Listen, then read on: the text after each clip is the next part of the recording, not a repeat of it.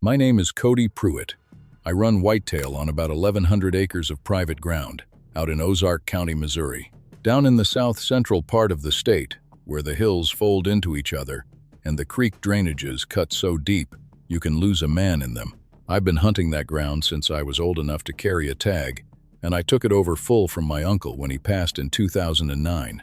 I'm telling you this because I want you to understand that I know that land. Every hollow, every ridge saddle, every crossing where the deer move at last light. I know it, the way you know a room you've lived in your whole life. So when I tell you that something came into my country that fall and changed the way I use that land permanently, I need you to understand that this is not a thing I say easy.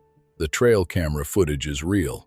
The game warden who came out and looked at it is real. What was hanging in my fence line is real, and whatever killed it is real, and it is still out there, and I go armed every single time I set foot on that property now, which is something I never did before in 32 years of hunting. If you want to subscribe and keep up with this channel, now's a good time to do that before we get into the rest of this. It started in the second week of October, 2017. I'd been running a line of 7 stealth cam trail cameras along the main ridge that separates the East Creek drainage from the West Flat, which is where the big bucks tend to work their scrape lines coming into the rut. I check cameras every 10 to 12 days during early season, so I'm not burning scent on the property. I pulled the SD cards on a Tuesday afternoon and went home and loaded them on my laptop. The first 6 cameras were normal, does, fawns, a couple of 8 points I recognized from the year before, one wide 10-point I hadn't seen before that I was interested in. The 7th camera was the one I'd hung on the far east end of the ridge, down where the terrain drops hard into a creek hollow the locals call Blind Dog Branch. I call it that too because that's always been its name, and I never thought to ask why until that fall. The first 40 or 50 images on camera 7 were normal: deer, a bobcat working the creek edge at 2 in the morning, a coyote, a raccoon. Then there were about 30 frames of empty woods, which happens when a branch moves in the wind. And then there were the frames from October 9th at 3:47 in the morning. I almost missed them because they blended into the run of empty frames at first glance. But I caught movement in the background of one and went back and went through them slow. There were 11 frames, total, spanning about 4 minutes of time. Whatever tripped the sensor was coming up from the creek bottom, moving through the timber below the camera's main field before it came into frame. The first clear image showed it at the left edge, partially behind a red oak. And my first thought, I want to be honest about this, was that somebody was out on my property in the dark. That was my first read, because the shape was upright, and it moved upright, and it was big enough to be a man, but it wasn't a man. I could see that by the second and third frames. The build was wrong. Too wide through the chest and shoulders, the arms too long, hanging lower than they should on a standing human frame. The head was set forward, and it was the wrong shape, elongated, with ears that peaked at the top, not rounded the way a human skull rounds. In the 4th frame it had turned partially toward the camera, and you could see the muzzle, a long, pushed-out face. Not a bear's face, not a man's face. A canine face on a body that was standing flat on 2 legs in the middle of the timber at 3:47 in the morning. It stood at roughly 7 feet in one of the frames where I could get a reference from a tree I know. I know that tree. I've hung a stand in it. It's a shagbark hickory, and the first limb is at 8 feet. The thing's head came to within a foot of that first limb. It wasn't looking at the camera in most of the frames. It was looking down the ridge. It was watching something. In frame 8, it had turned its head back the other direction, north, toward the fence line that runs the property boundary, and in frame 9, it was gone. Just gone. One frame, it was there. Next frame, empty woods. Frame 10 and 11 were empty timber. I sat with those images for about an hour. I went through every explanation I could build. Guy in a costume, guy in a ghillie suit, guy on stilts, bear standing up.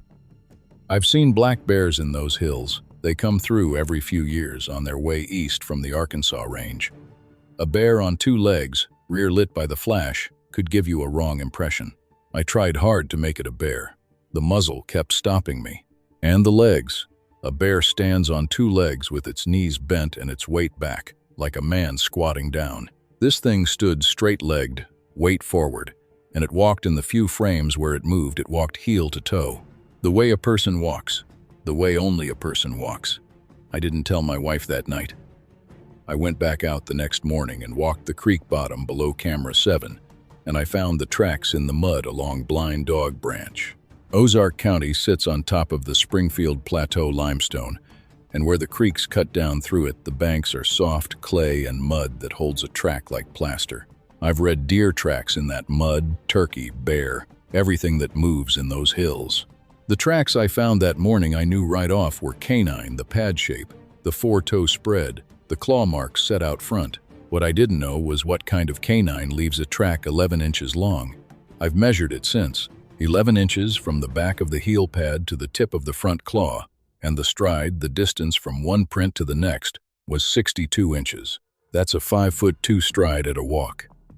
I am 5'11" and my walking stride is 30 inches. This thing's walking stride was more than double mine. And then, up the bank, where the mud gave way to a clay shelf leading toward the ridge, the tracks changed.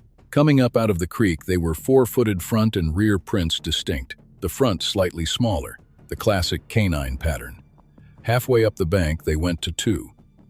Rear prints only, deep at the heel, the toe pads splayed with the effort of climbing, nothing in front. Whatever this was, it came out of that creek on all fours and stood up on the bank and walked the rest of the way up the ridge upright. I took photographs with my phone. 37 photographs of the track line. I measured what I could with a folding ruler I keep in my pack. Then I went back to the truck, and I sat there a while. I want to be straight with you about what went through my head. I'm not a man who spooks easy. I've field-dressed deer in the dark by headlamp. I've walked out of those hills after midnight more times than I can count. I've had a black bear bluff charge me inside of 15 feet on a turkey hunt in Arkansas, and I stood my ground. I'm not telling you that to brag.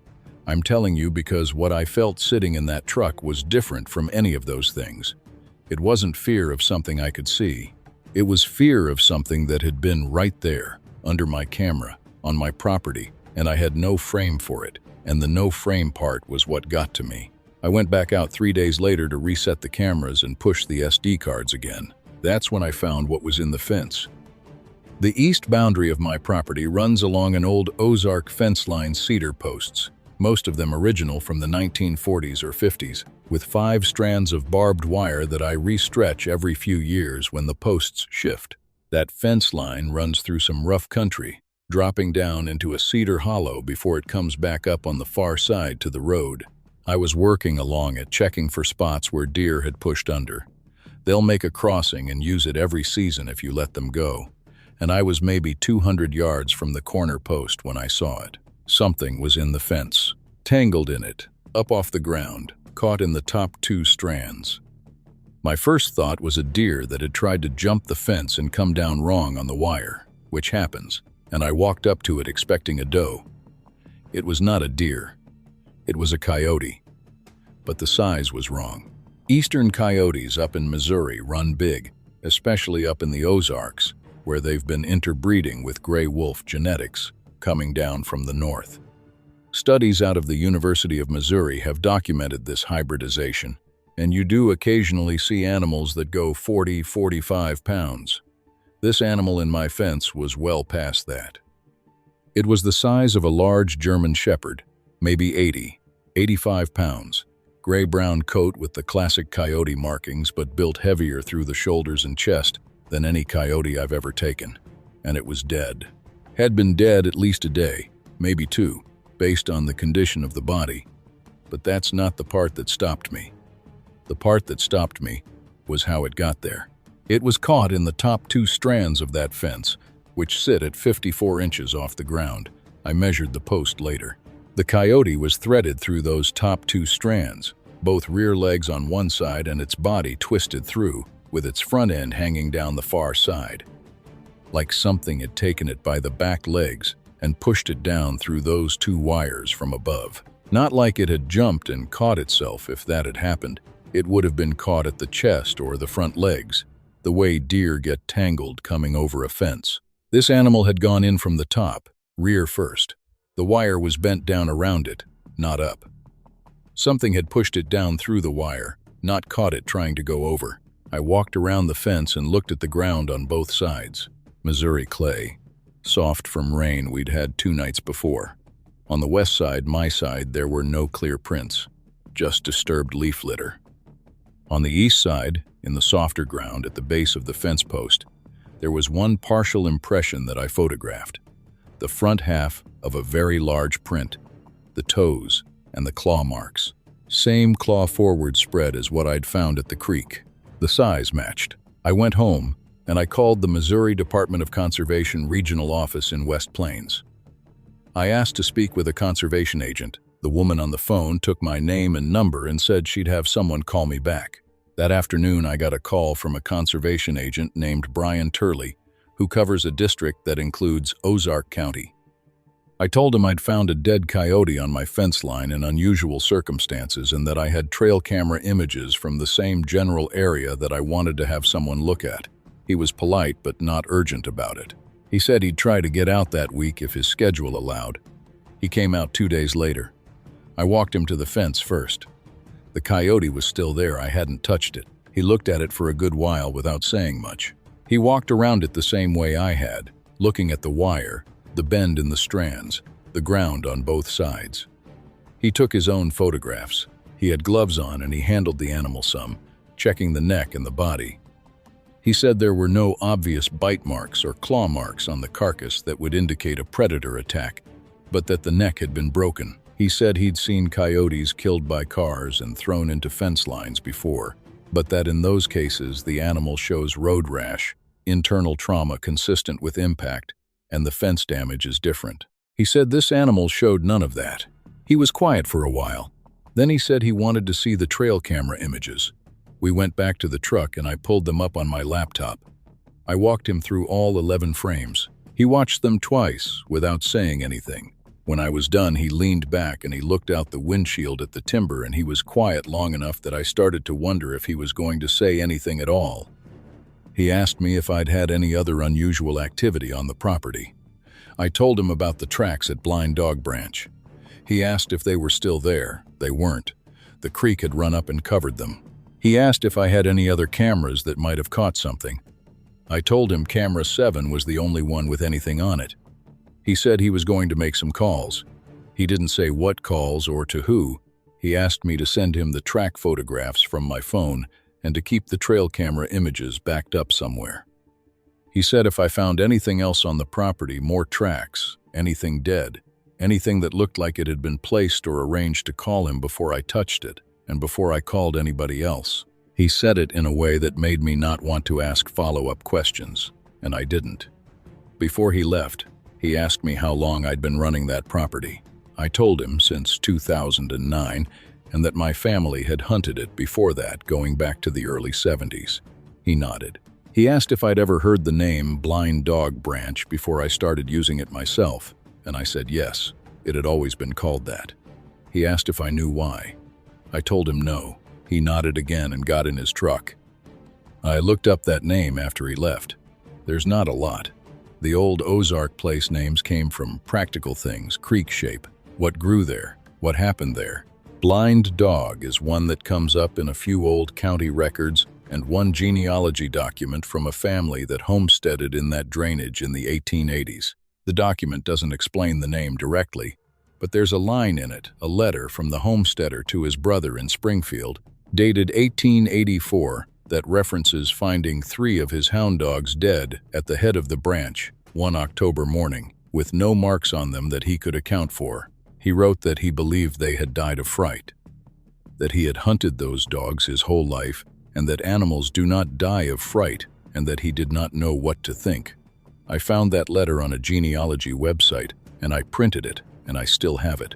The branch was called Blind Dog Branch on an 1890 survey map of the county, which means the name predates even that homesteader's time on the land. Whatever that name refers to, it was known before he got there. I kept hunting the property that fall, but I stayed off the East Ridge and away from Blind Dog Branch. I moved my stand locations west, onto the flat ground that runs toward the county road. I kept my cameras running.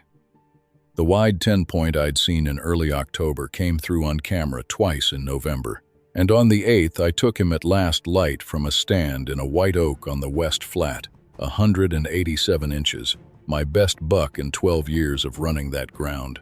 Under other circumstances, I'd have been nothing but happy. That evening, I was relieved to be back at the truck before dark. It was 3 weeks after I shot that buck, first week of December. That camera 7 fired again. I hadn't pulled those cards yet because I'd been focused on the west cameras during late season. When I finally got out there and pulled camera 7, I loaded the card not expecting much. The branch was low, and the timber on that end of the ridge had gone quiet, fewer deer moving, which is normal in December after the rut breaks. There were 212 images on the card from the 3 weeks since I'd last checked it.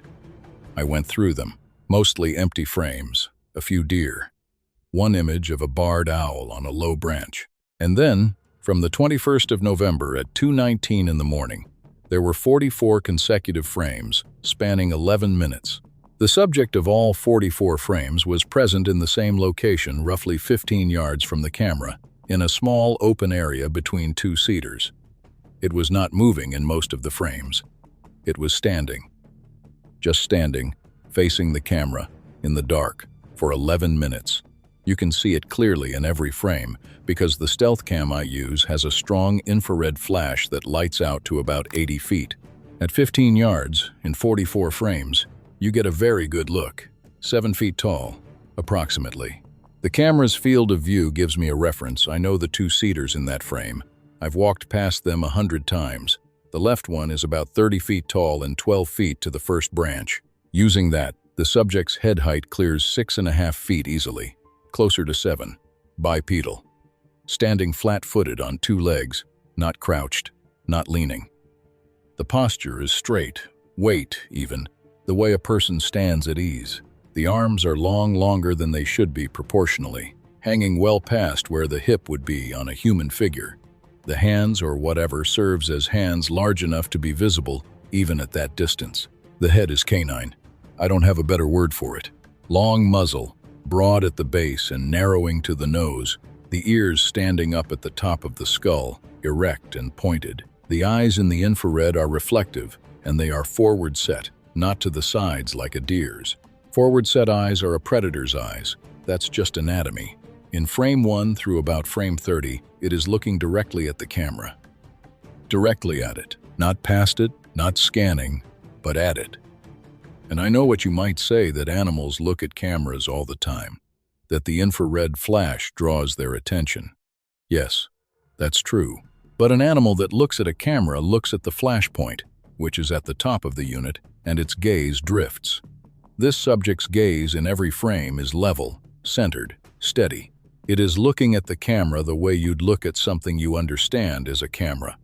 In frame 31, its head turns slightly to the left. In frames 32 through 44, it is looking off to the left, toward the creek, until in frame 44, it is gone. Gone, as in the 45th image on the card, is empty timber, and that image was taken 4 seconds after frame 44. Whatever was standing in that clearing at 15 yards in the dark covered the distance to the cedar wall in under 4 seconds, without the camera catching it in motion. I sent those images to Brian Turley the same night I found them. I texted him first and told him I had more footage from camera 7 and asked if he wanted to see it. He called me back inside of 20 minutes, which surprised me because it was 8:30 at night. I sent him the images by email while we were on the phone, and I heard him go quiet on the other end as he opened them. He looked at them a long time. Then he told me not to pull camera 7 from that location. He asked me to add more cameras around it, as many as I could put up in that area without disturbing the site. He said he wanted multiple angles on that clearing if he could get them. He also asked me if I'd noticed anything else on the property in the past few weeks. I told him about a scrape I'd found in the cedar hollow below the ridge, not a deer scrape, because it was in the wrong place and the wrong size. It was in the middle of a cedar thicket where deer don't make scrapes because there's no overhanging branch and no good sight line.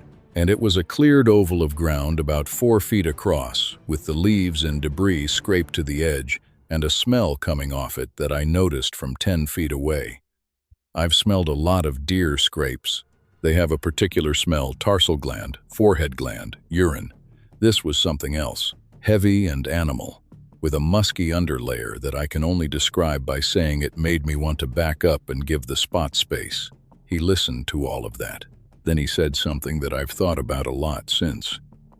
He said that some of the things I was describing were consistent with reports from other parts of the Ozarks that went back further than I might expect, and that there were people who had been looking at this for a long time, and that what they had not been able to do yet was get the kind of documented, time-stamped, multiple-frame trail camera imagery that I had.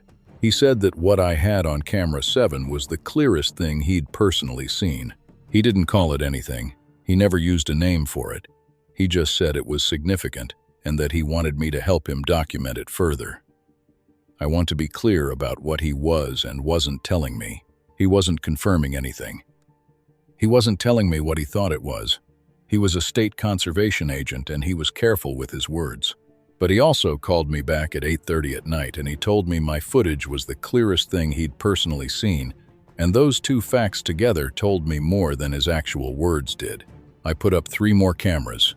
I angled them to give overlapping coverage of the clearing, the cedar wall to the left, and the trail coming up from the branch. I used Browning Strike Force cameras that I had in storage. They're a little older, but they're solid units with a fast trigger speed of about a half second. I had all 4 cameras networked in that 100-yard area by the 3rd week of December, running on fresh batteries and full cards. I checked them the day after Christmas. What I found on those cards I am going to tell you about exactly as it happened, in the order I saw it, because the order matters. Camera 7, the original unit, had 61 images from the period. Most were empty. There were deer on the nights of the 18th and 22nd, and then on the night of the 24th, Christmas Eve, beginning at 1:53 in the morning, there were 18 frames over about 5 minutes, showing the subject in the same location. Standing, same posture, same direct engagement with the camera. In frame 9 of that sequence, it had taken a step forward, closing the distance to the camera by what I estimated at 3 or 4 feet, and at that range, the detail in the infrared image is considerable. The coat is dark, brownish-black, longer and shaggier at the shoulders than at the lower body. The muzzle is long, and the lips are closed. The chest is deep, barrel-chested is the word. The hands are large, and the fingers, if that's what they are visible as individual structures at that range. And the eyes in those close frames are clear, forward set, with the iris reflective in the infrared and the pupil dark. They are looking at the lens. At 1:53 in the morning on Christmas Eve, 11 miles from the nearest town of any size, this thing stood 15 feet from my trail camera and looked at it for 5 minutes. Now, the Browning units. Camera 8, covering the cedar wall to the left, had 39 frames from the same night. The first 16 were the clearing from the side angle, the subject visible in frames 3 through 14, matching the timestamps on camera 7, confirming the same event from a second angle. In frame 15, the subject turned its head toward camera 8. In frame 16, it took 2 steps in the direction of camera 8, and the frame was empty because it had moved out of the field of view. Frames 17 through 32 on camera 8 were from between 2:04 and 2:23 in the morning, after the clearing sequence ended on camera 7. In those frames, the subject is in the cedar thicket to the left, moving, not walking upright in these frames. In frame 17 and 18, it appears to be lower, closer to the ground, in a posture that is harder to read at that angle and that distance. Moving through the cedars in a way that the density of the timber obscures in most frames, but present in gaps between trees. It appears to be on all 4s in that section. Camera 9, covering the trail up from the branch, had 12 frames from that same window of time. In frames 4 through 9, the subject is on the trail coming up from Blind Dog Branch, moving away from the camera, going back down toward the creek. Upright again, walking away. Camera 10, which I had aimed at the site of the scrape in the cedar hollow, had 4 images, time-stamped 2:31 to 2:37. The subject is at the scrape, standing over it. In the final frame, it is crouched down, both long arms reaching toward the cleared ground, and then it is gone. I sent all of it to Brian Turley. Every image, every camera, with the timestamp data intact. I sent it as a zipped file on the 27th and called him to let him know it was coming. He called me back that afternoon, and he was quiet in a different way than before. He said he was going to forward the images to some people he'd been in contact with, and that he would get back to me. He asked me again not to disturb the site. He asked me specifically not to disturb the scrape. He asked me to note the date and time of anything else I found on the property and to contact him before I told anyone else about it. I agreed to all of that, and I've held to it. What I'm telling you now, more than 6 years later, I'm telling because Brian Turley retired from the MDC in 2022, and because I spoke with him before I decided to come forward, and because he told me that the documentation is in hands that can do something with it, and that my telling the story publicly doesn't compromise anything anymore. But I'm also telling it because there's a part of this that I haven't told yet, and that part involves my son. My son Jake was 19 in the fall of 2017, home from his first semester at Missouri State in Springfield for Christmas break. He knew I'd been running the property through fall, knew I'd tagged that 10-point, knew I'd been excited about the camera footage in October. I'd told him some of it in a general way, enough to explain why I was keeping him off the East Ridge, but I hadn't shown him the images. On the 26th of December, the day after I'd pulled the cards and before I'd fully processed what was on them, Jake drove out to the property on his own. He told me afterward he'd wanted to walk the creek bottom and see if there was any fresh deer sign on the far end. He was hoping to put in for a late-season doe tag and was scouting. I hadn't asked him to go, and I hadn't known he was going until he got back. He came back at 3 in the afternoon. I was at the kitchen table with my laptop and the SD cards when he came in, and I knew right off that something had happened. He is a calm kid, takes after his mother, not a lot of noise, settles fast. He came in the back door and he went to the kitchen sink and he drank 2 full glasses of water standing up. And then he sat down at the table and he said, "Dad, I need to tell you something." He'd gone down Blind Dog Branch. He'd crossed the creek at the low water ford and worked up the far bank where the timber goes to old cedars and the ground gets soft. He said he'd been in there maybe 40 minutes when he started feeling like something was wrong, but he couldn't pin down what it was. The woods had gone quiet. He knows what that means. He's hunted with me long enough to read it. He stopped and stood still and listened. And then he said he heard, from up the ridge to his left, a sound he'd never heard in those woods before. He said it was low, below easy hearing, more something he felt in his chest than heard with his ears. A sustained, deep rhythmic sound, almost like breathing amplified, with a rasp at the edge of each exhale. It lasted about 30 seconds and then it stopped. And then from a different direction to his right, toward the fence line, it came again. Same sound, same rhythm, different location. He said the hair on his arms stood up before he understood why. His body read it before his mind did. 2 of them, that's what he said. 2 separate sources, giving off the same sound, one on each side of him. He said he walked out, not ran. He said he made himself walk because he knew, in the way you know things in the field without being told, that running would be the wrong thing. He said it took him 20 minutes to cover the ground back to the ford and another 10 to get to his truck, and the whole time he felt like something was pacing him through the timber. He didn't see anything. He heard branches once, to his left, matching his speed. He didn't look. He walked, and he kept his face forward, and he got to the truck. He was pale when he told me this. Jake is not pale. He played football 2 years in high school, and he grew up in those hills, and I have never seen him pale before that afternoon. I showed him the trail camera images that night. All of them. He looked at every frame, and he didn't say anything until he got to the close frames from Christmas Eve on camera 7, and then he said, quiet, that the size looked right. We didn't talk much more about it that night. His mother doesn't know the full extent of what was on those cameras. She knows I found something odd, and that I was working with a conservation agent on it, and she has left it there because she's wise enough to know when not to push. Jake went back to Springfield in January, and he's never gone back into the east end of that property. He hunts with me in November on the West Flat, and he's good about it. But he doesn't ask about the East Ridge, and I don't bring it up. I go back there. Not often, and not alone, and not without a rifle. But I go. I run the cameras still. I check the property boundary and the fence line a few times a year. The scrape site in the Cedar Hollow, I've checked it every spring and fall since 2017. It gets refreshed. Not every year, but most years. Something comes back to it. The coyote in the fence, I never found another like that. But in the spring of 2019, I found a deer on my property in a similar condition. A doe, full-grown, dead and unmarked, pushed up into the fork of a persimmon tree at the edge of the Cedar Hollow, 7 feet off the ground. No blood, no sign of predator attack on the body. The neck was broken. I called Brian Turley, and he came out and documented it and took photographs, and he was quiet for a long time looking at it. And then he said that this was consistent with what they'd been tracking, and that he appreciated me calling him first. What I think about most now is the 11 minutes of frames from November 21st. 44 images of that thing standing in the clearing looking at my camera.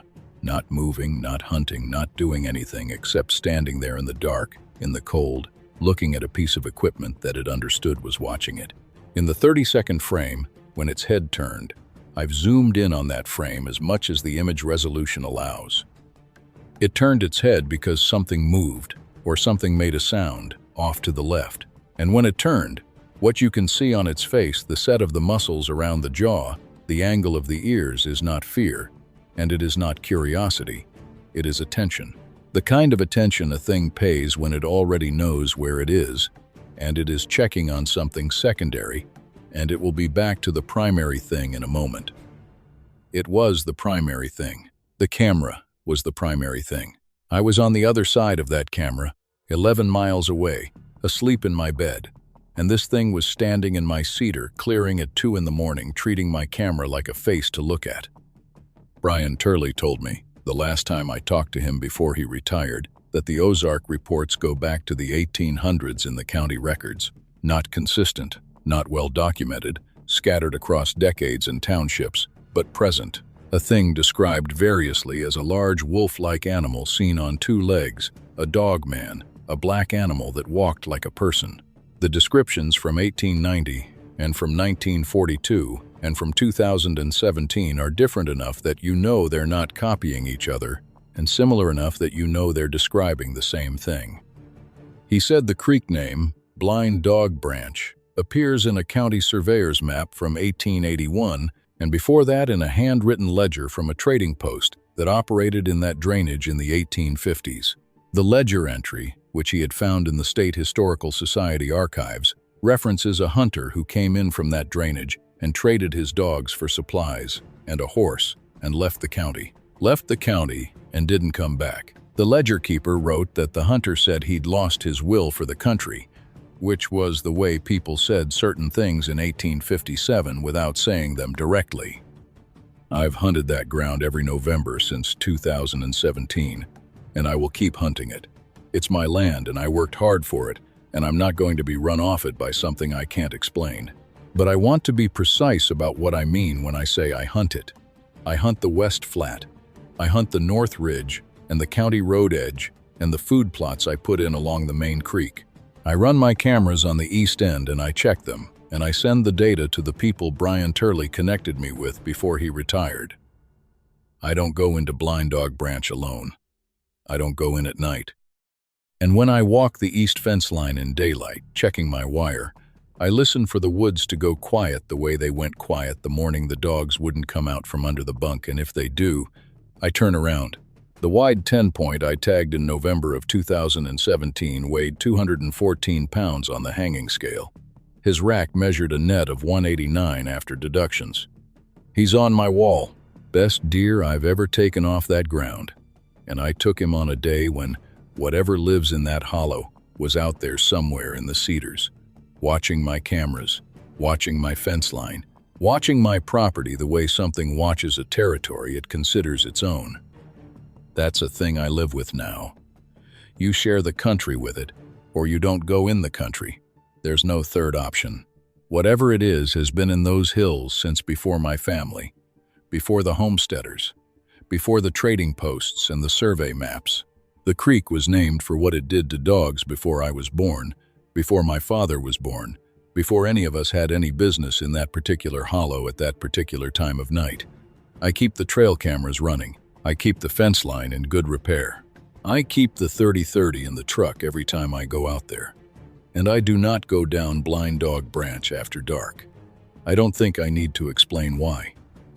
If you've had something like this happen on your property, something on a trail camera, something in a fence line, something in the timber that you couldn't account for, I'd like to hear about it. Leave it in the comments. The channel is here if you want to follow along, and I'll share more of the documentation as it makes sense to share it. I'm going to leave you with this. There are 44 frames of that thing standing in my clearing. In the last frame, before it disappears, its head is turned back toward the camera. It has looked away for 13 frames, a little over 3 minutes, and then it looked back. One frame, looking directly at the lens, before the 45th frame goes empty. I don't know what it was thinking. I'm not sure it thinks the way I think, or the way you think. But it looked back. Before it left, it looked back at the camera, at me, at whoever was going to watch this footage. I think it wanted to be seen.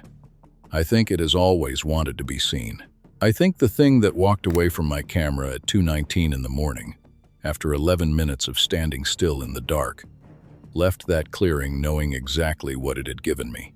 And I've spent 6 years trying to figure out what to do with it. There is something I kept back from the first part of this, and I want to get into it now because it is the piece that changed things from unsettling to something I do not have a clean word for. After Brian Turley made his calls in late December of 2017, he put me in contact with a woman named Carol Ames, who ran a private research group out of Columbia, Missouri. Not affiliated with the university, privately funded, she said, by a few people who had been collecting documentation on this kind of report for going on 20 years. She was a retired wildlife biologist. She had spent the first part of her career with the Missouri Department of Conservation doing population surveys on black bear and river otter, and she had spent the second part doing something she described, carefully, as looking at things the standard surveys do not account for. She drove down to Ozark County in January of 2018. She came alone, in a beat-up Subaru, with a bed of gear in the back, and she was in her late 60s and had the look of someone who had spent most of her life outdoors, weathered, unhurried, economical with her words. I liked her immediately. She did not come in leading with conclusions. She came in with questions, and they were the right questions. She spent 2 days on the property. The first day, she walked the entire East Ridge with me, from the county road corner down to the branch and back up the far side to the boundary fence. She took soil samples from 3 locations. She took measurements at the fence where the coyote had been, the wire, the post, the ground on both sides. She spent 45 minutes at the scrape site in the cedar hollow, and she collected material from it, loose hair she found caught in the bark of a cedar at the site edge, and a soil sample from the cleared oval itself. She did not say much while she was working. She just worked. The second day, she set up her own cameras, different from mine, larger units with a wider field and longer range infrared. She placed 3 of them, overlapping with my existing units, and she showed me on a topographic map exactly what angles she was trying to cover. She explained her logic for each placement in a way that told me she had done this before, many times, and that she knew what she was trying to catch and where it was likely to be. Before she left, we sat in my truck at the property gate and she talked to me for about an hour. She told me some things and she confirmed some things I had already worked out on my own. And there was one thing she said that I want to share with you exactly as she said it, because I think it is the most honest and useful thing anyone has told me about this. She said that in 20 years of collecting reports and trail camera documentation from across the Ozarks, the Ouachitas, the Cookson Hills in eastern Oklahoma, and the Boston Mountains in Arkansas, all of which are connected hill country, all of which share the same geology, the same creek systems, the same old-growth timber corridors. The consistent pattern was not random sightings. The consistent pattern was territorial behavior. The same drainages, The same ridgelines, the same hollows, appearing in reports separated by decades. Not the same individual, the lifespan does not support that. The same places. Whatever this is, it claims specific geography, and it uses it across generations, and the places it uses tend to be the places that human settlement avoided or abandoned early. The heads of creek drainages, the steep-sided hollows, the old timber corridors that never got logged because they were not worth the effort, the places the old Ozark families named in ways that told you to stay out without saying so directly. She said Blind Dog Branch appeared in her database. She had a report from that drainage. From 1961, a deer hunter who found his hunting partner's camp torn apart and his partner sitting in a tree in the middle of the morning refused to come down for 2 hours and never hunted again. A report from 1988 of a family who drove the county road near the branch and had something pace their car for over a mile, and mine from 2017. 3 reports across 56 years, same drainage, same behavior pattern, cache behavior, territorial marking, vehicle pacing. She told me something about vehicle pacing specifically that I had not heard before. She said it is one of the most consistent behaviors across the reports they had documented, across multiple states and multiple decades, and that nobody had a clean explanation for why. It is not predation, it does not attack the vehicles. It is not fear, it initiates the following. It seems to be about assessment, gauging speed, seeing what the thing in the vehicle will do when it knows it is being followed. She said some reports described the following breaking off when the driver showed fear, gunning the engine, swerving, slowing down, and others described it breaking off only when the driver held steady and did not react. And in a small number of reports it did not break off at all, and she said with a careful pause that she treated those reports differently. She never called it anything. Like Brian Turley, she never put a name to it. I asked her directly once what she thought it was taxonomically. She said she thought that question was less useful than it felt because the honest answer was that she did not know, and that naming it with a word people already had associations with: wolf, bear, man, whatever brought those associations along and got in the way of seeing the thing clearly. She said what she knew was what it did. It claimed territory. It marked that territory. It cached kills. It demonstrated awareness of observation, including camera equipment. It paced vehicles. And it had been doing all of these things in the same geographic areas for as long as there were records to look at. What the taxonomy was, she said, was somebody else's problem. Her problem was the documentation. I asked her if she thought it was dangerous. She said it had been in proximity to people on that property, my son Jake, the deer hunter in '61, the family in '88, and that none of those encounters resulted in an attack.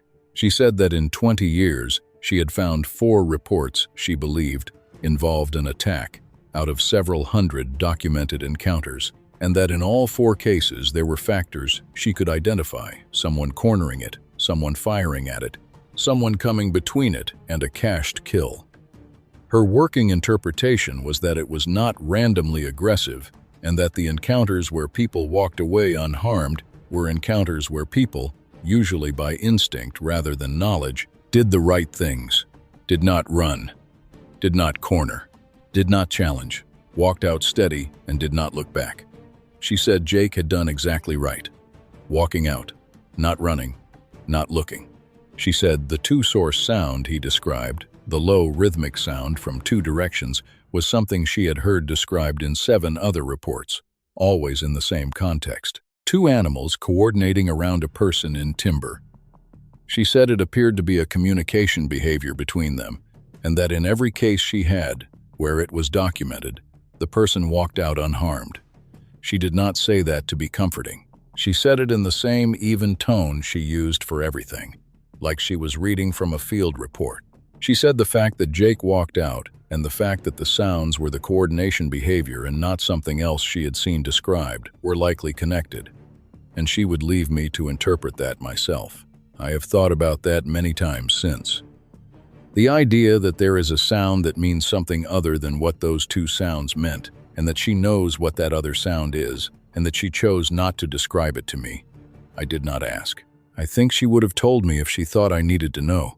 I decided to trust that judgment, and I still do.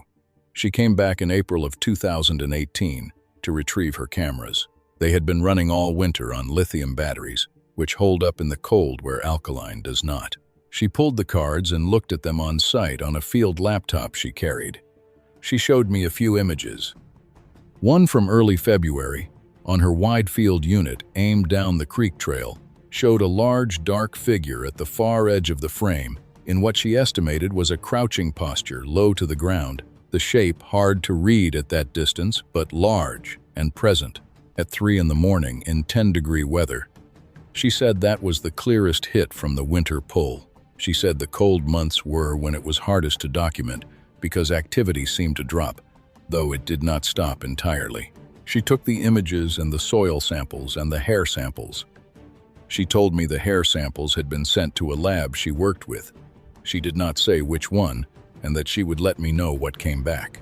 What came back, after about 4 months, was a result she described to me on the phone as consistent with a large canid, but with markers that did not match reference samples for any known North American canid species cleanly. She said that result was not unusual in their database. She said it was the kind of result that would get a paper rejected if you tried to publish it without a physical specimen, and they did not have a physical specimen. She said the documentation they were building, across multiple sites and multiple years, was aimed at making the case in a different way, and that my property and my trail camera record was one of the better data sets they had accumulated. I kept running the cameras. I had significant activity from camera 7 in October of 2019, March of 2020, October of 2021, and 2 separate events in the fall of 2023. All of it documented, all of it time-stamped, all of it forwarded to Carol Ames and the people she works with. But I want to tell you about the fence incident in 2020 because it is the one that shook me the most, and not because of what I found in the fence. March of 2020. I was on the property doing spring maintenance, checking the cedar post line, restretching wire where the ice had done damage, cutting deadfall that had come down on the fence in 2 places. I was working alone, which I still sometimes do in daylight, though I am more careful about it than I used to be. It was a Tuesday, cool and clear, good visibility in the timber. I had been out there since 8 in the morning, and it was early afternoon. I was at the east corner, where the boundary fence meets the old survey corner post, a cast iron post set by the county surveyor in 1912 that marks the northeast corner of the property. I have replaced every cedar post on that line twice over, but I have left that iron post alone because it is solid and because it is 108 years old, and I respect that. I was working on the strand nearest to it when I noticed something on the ground on the far side of the fence. At first, I took it for a piece of old canvas or tarp caught on the wire, something that had blown in from the neighbor's property. I finished what I was doing, and then I went around to the far side to look. It was a skin. A coyote hide the full pelt, intact, with the head and the feet still attached, laid out flat on the ground on the far side of my fence. Not torn up, not ragged, laid flat. The fur side down and the membrane side up, laid out on the ground at the base of the fence post as deliberately as if someone had spread it there. No carcass nearby, no bones, no blood, just the hide. I stood and looked at it for a while. Then I backed away and went to my truck and called Carol Ames. She came out 4 days later. She photographed the hide in place and then she picked it up. She had gloves on and turned it over and examined it. She said the skinning was complete and clean. She said there was no tearing, no ragged edges where you would expect them if the pelt had been removed by predator activity. She said whoever or whatever had removed that hide had done it from the inside out, pulling the membrane away from the fur cleanly, the way a person skins an animal. She said she had not seen this specific thing before, but that she had seen reports of something similar processed remains left at property boundaries that she treated as territorial marking behavior of an unusual kind. She took the hide with her. I do not want to editorialize too much about that, because I have thought about it so many times that my own conclusions have gotten tangled up in each other. But here is the thing I keep coming back to. A coyote hide, cleanly skinned, laid out at my fence line, the same fence line where, 3 years earlier, a dead coyote had been pushed through the wire from above, and the same fence line that, going back to 1881 and maybe further, marked the edge of the country where whatever lives in Blind Dog Branch has always lived. The fence line is the boundary, not my boundary, theirs. I put up the wire and I maintained the posts, but I did not put up the boundary. The boundary was there before the wire. I think what was laid at that post was an acknowledgement of the line between us, maybe a warning, maybe something that, in its own logic, was more courteous than threatening. I do not know. Carol Ames said she did not know either, and she is the most careful and experienced person I have talked to about any of this. What I know is that after that morning in March of 2020, I started thinking about that fence line differently, not as the edge of my property, but as the edge of something else's property. And the fact that in 6 years of documented activity, nothing has come over that fence line toward the house, toward the truck, toward me or my son or anyone on that land, nothing has crossed that line in a threatening direction. I think that means something. I do not know exactly what it means, but I think it means something about how this thing operates, about what it understands, about where it considers the line to be. The 2023 footage. October, which is when it seems to be most active on this property, consistent across every year I have documentation on. 3 cameras running on the East Ridge, including the original camera, 7 location, now on its 3rd replacement unit. On October 14th at 11:44 in the evening, all 3 cameras fired within 22 seconds of each other. Camera 7, center position, got 12 frames over 4 minutes. The subject in the clearing, same location as every other documented event, but this time, closer. Camera 7 is now at 12 yards, because I moved it forward 2 years ago for better resolution. And at 12 yards, the October 14th images are the most detailed I have from any event. The coat is thicker than in the winter images, heavier through the shoulders, the hair longer. It is standing full upright, both arms at its sides. In the first 4 frames, it is looking directly at the camera. In frame 5, it turns its head to the right, toward the branch, and holds that position through frame 8. Frame 9, it turns back to the lens. Frames 10 through 12, standing still, looking directly at the camera. In frame 11, it opens its mouth, not wide, a partial opening, the way a dog holds its mouth at rest, and in the infrared you can see the teeth. Large, white, forward set, the canines prominent. It holds that for 1 frame, and then frame 12, the mouth is closed, and frame 13, the clearing is empty. Camera 8, left position. Got 19 frames from the same window, and then additional frames from 2 hours later. In the initial sequence, the subject moves left along the cedar wall after leaving the clearing, same pattern as before. But in the later frames, at 1:52 in the morning, there is something different. There are 2 subjects, both bipedal, both in the clearing, both visible in 4 frames before camera 8 returns to empty timber. They are different sizes. One is the size I have been documenting for 6 years. The other is smaller, not dramatically, but measurably, the head coming to approximately the taller one's shoulder height. I sent those frames to Carol Ames the same night I found them. She called me the next day and said that multi-subject documentation was something she had been hoping to get from a site with established long-term activity, because the single-subject documentation, however clear, leaves open the question of population.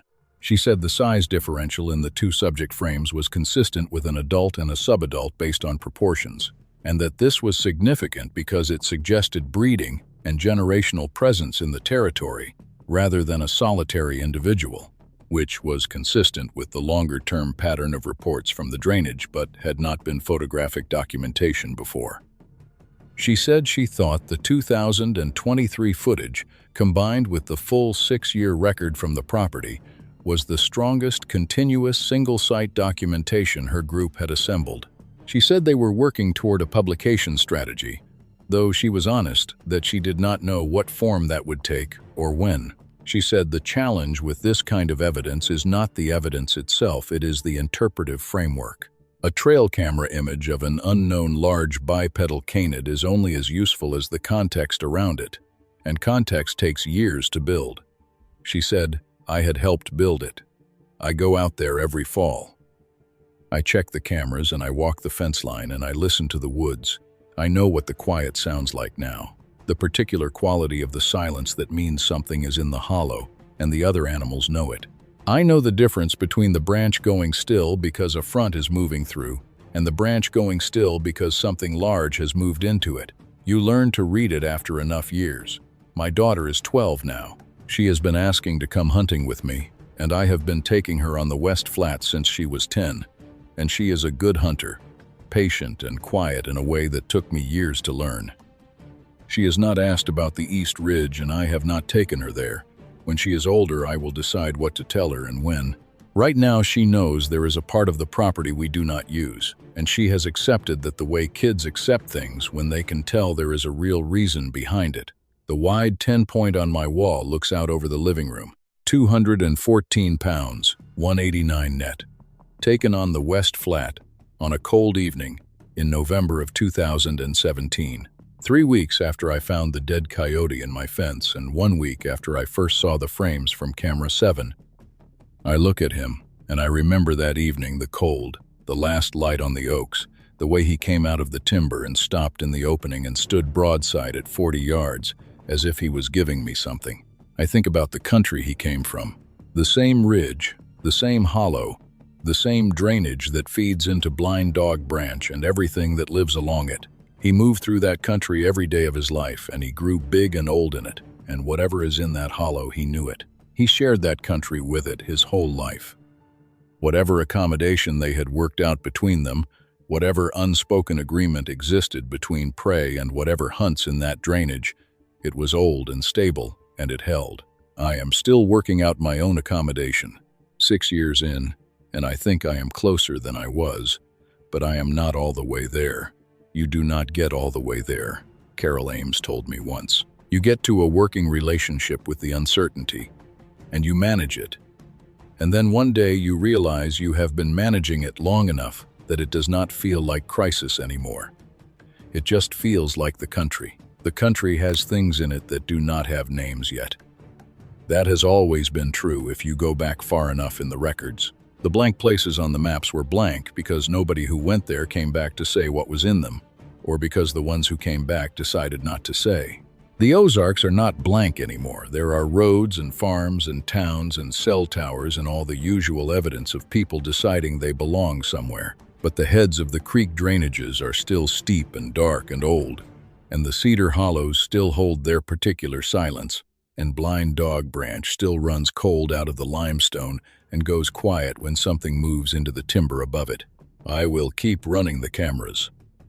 I will keep sending the documentation to the people who can do something with it. I will keep walking the fence line in daylight and listening for the woods to talk. And I will stay out of that hollow after dark.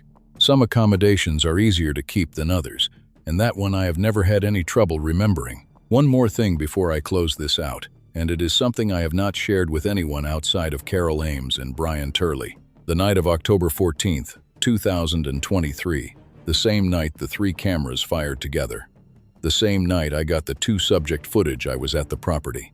Not on purpose.